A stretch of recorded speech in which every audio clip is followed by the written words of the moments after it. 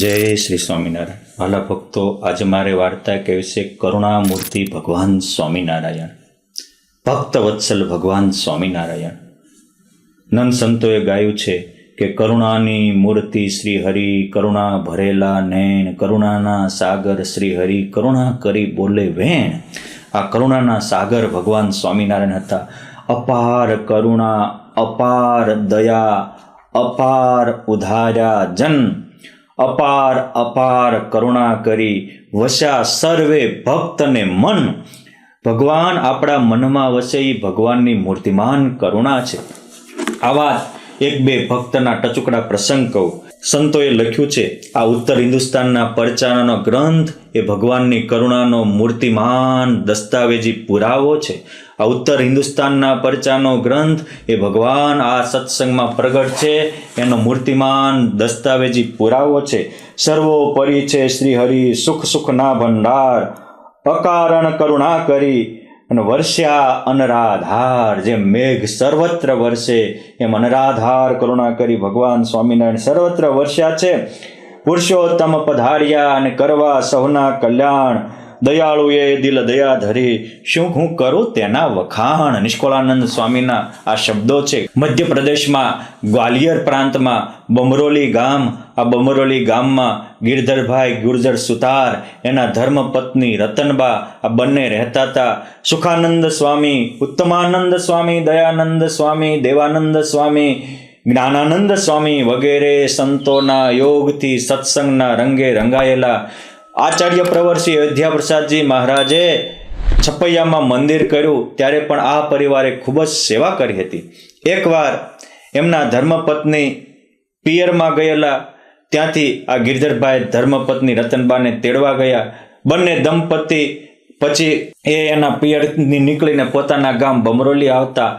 હાથમાં માળા અને મુખમાં ભગવાન સ્વામિનારાયણનું નામ, સ્વામિનારાયણ સ્વામિનારાયણ સ્વામિનારાયણ. પગલે પગલે જાણે કે યશમય યજ્ઞનું ફળ કરતા હોય એ રીતે અખંડ પરમાત્મા પરાયણ થઈ રસ્તે ચાલતા હતા.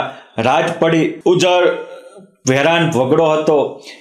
ક્યાંક આશરો મળે તો રાત રહી જવાનો દિલમાં આશય હતો. ત્યારે એ અવાવરું ઝાડી વિસ્તારમાં એક નાનો નેહડો આવ્યો. એમાં એક ઘર હતું. કોઈને પૂછ્યું કે કોઈ રાતવાસો કરવા જેવું, તો એક ભાઈએ બતાવ્યું.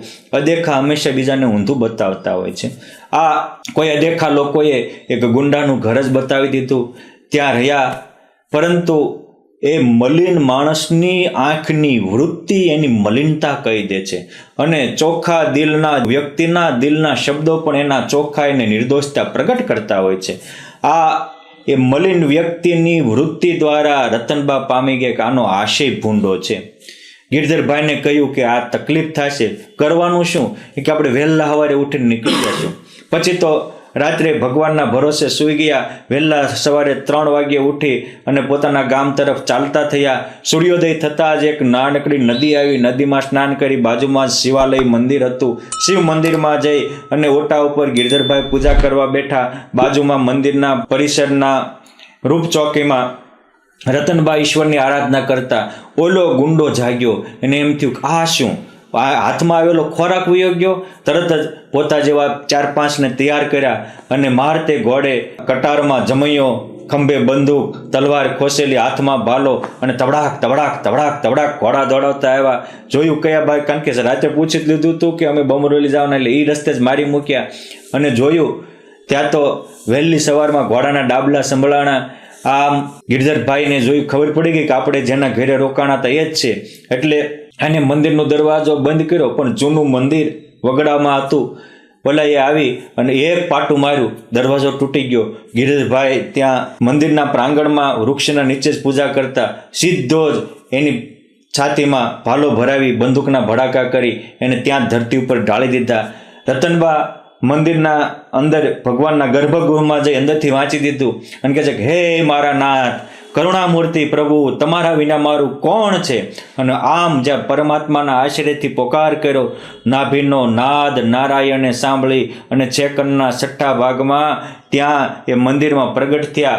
રતનબાના મસ્તકે હાથ મૂકી ભગવાન સ્વામિનારાયણ કહે છે કે બેટા રતન, ચિંતા કરમાં, હું તારી સાથે છું. દરવાજો, અરે મહારાજ, ઓલા આસુરી તત્વો ઊભા છે. મહારાજ કે આસુરીની 80 તે છે, હું તારી હારે છું ને. અને પુરુષોત્તમ નારાયણ સાથે હોય તો ડરવાની ક્યાં જરૂર છે? નિર્ભય અને નચિંત રહો, પરમાત્મા મન તમને સંભાળી લેશે. રતનબા ડરતા હતા, એને નિર્ભય કરી અને પુરુષોત્તમ નારાયણે દરવાજો ખોલ્યો. ઓલા કહેતા હતા કે હવે તારે કોઈથી ડરવાની જરૂર નથી, મરી જાય એવા પતિને શું કર્યો? જાણે પોતે અમરપટો લઈને આવ્યા હોય. પુરુષોત્તમે આમ કરડી દ્રષ્ટિથી જોયું તો જે રીતે મંદિરની બહાર પરોળિયા હોય જય વિજય પથ્થરના, આમ પુરુષોત્તમની દ્રષ્ટિથી જે પથ્થર થઈ ગયા, અર્થાત ચેતન હોવા છતાં જળ બની ગયા અને ત્યાં મૃત્યુ પામી ગયા. તરત જ ભગવાન રતનબાનું બાવડું ઝાલી ચોકમાં આવ્યા અને ગિરધરભાઈ સામે આમ અમી દ્રષ્ટિ કરી તો એ મળદું બેઠું થયું. આ હતી કરુણા મૂર્તિ પુરુષોત્તમ નારાયણની કરુણા. એટલે સંતો કહે છે કે કરુણાની મૂર્તિ શ્રી હરિન કરુણા કરી બોલો વેણ. ભગવાન કહે છે કે ગિરધરભાઈ ચિંતા ન કરો, તમે હાલીને થાક્યા હતા, આ તમારી ઘોડાની વ્યવસ્થા કરવા હું આવ્યો છું, ચિંતા ન કરો, તમે એક ઘોડા ઉપર બેસી જાઓ, એક ઘોડા ઉપર હું બેસું. અને ઠેઠી અવાવરું જગ્યાથી પુરુષોત્તમ નારાયણ આ બંનેને દંપતીને લઈ અને એના ઘર સુધી મૂકી ગયા. એના ઘરનું રૂડું ભોજન કરી અને પરમ સંતોષને પામ્યા. આ હતા ભગવાન સ્વામિનારાયણની કરુણા, આ હતી ભગવાન સ્વામિનારાયણની અલૌકિક ઉર્જા. આપણે પણ એકવાર દિલથી પુરુષોત્તમ નારાયણના થાશું, મારો નાથ, તો આપણી પણ રક્ષા કરશે ને કરશે. કેમ જે ભગવાન સ્વામિનારાયણ માટે નંદ સંતોએ લખ્યું છે કે ભગવાન એક ગણા કરુણાનું નહીં, 100 ગણા નહીં, 1000 ગણા નહીં, લાખ ગણા નહીં, કરોડ ગણા નહીં. ભગવાન માટે લખ્યું અજબ દયાળુ છે અલબેલો હૈયે રાખો હાથ, દેવાનંદ કહે દેવ ભરોસે બેલી બદ્રીનાથ. માટે આ અજબ દયાળુ પુરુષોત્તમ નારાયણ મળ્યા. ભગવાન સ્વામિનારાયણે આવા એક ગિરધરભાઈ અને રતનબાઈની નહીં, આજે પણ હજારો ને લાખો ગિરધરભાઈ અને હજારો ને લાખો રતનબાઈની રક્ષા કરવા આ સત્સંગમાં પ્રગટ પ્રમાણ વિચરે છે. માટે આ ભગવાનનો ભરોસો રાખજો, વિશ્વાસ રાખજો. મારું તમારું પણ પુરુષોત્તમ રક્ષા કરશે ને કરશે. જય સ્વામિનારાયણ.